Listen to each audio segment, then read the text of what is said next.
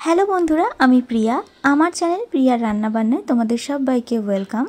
আজকে তোমাদের সঙ্গে আলু দিয়ে দারুণ সুস্বাদু একটা রেসিপি শেয়ার করব।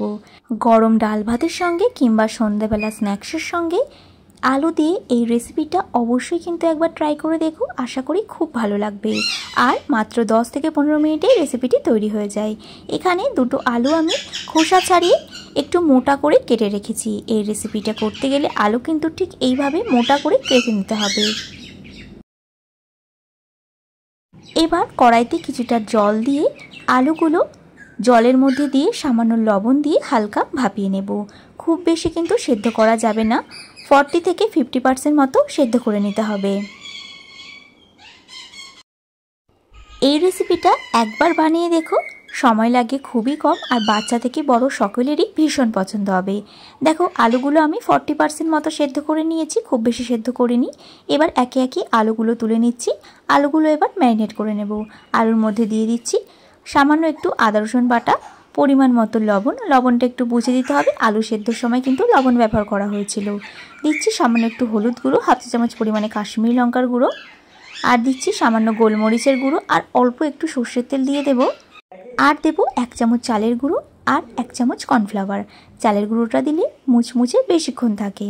খুব ভালোভাবে মিশিয়ে নেব। আর অল্প একটু ধনেপাতা কুচি দিয়ে দিচ্ছি। এবার ভালোভাবে মিশিয়ে নেব।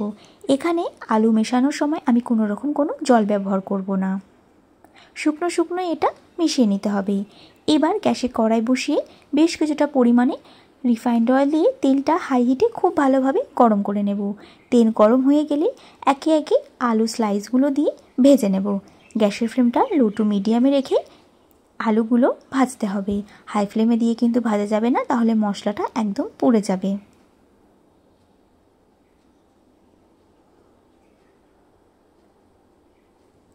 একটা সাইড ভাজা হয়ে গেছে, হালকা একটু নাড়াচাড়া করে অপর সাইডটা আমি উল্টে দেব। এক সাইড মিনিট 1.5 সময় ধরে ভাজতে হবে, খুব বেশি সময় কিন্তু লাগবে না।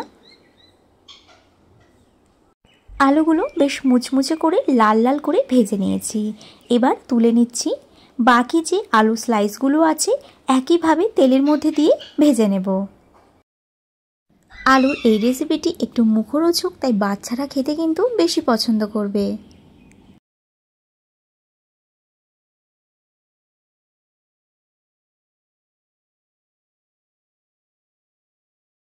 এই আলুগুলোরও একটা সাইড ভাজা হয়ে গেছে, উল্টে পাল্টে অপর সাইডগুলো বেশ কড়া করে লাল লাল করে ভেজে নেব। দেখো আলুগুলো বেশ কড়া করে ভেজে নিয়েছি। এবার তুলে নিচ্ছি। ক্রিসপি মশালা আলু ফ্রাই কিন্তু আমার একদম রেডি হয়ে গেছে। দেখো দেখতে কিন্তু কতটা সুন্দর হয়েছে।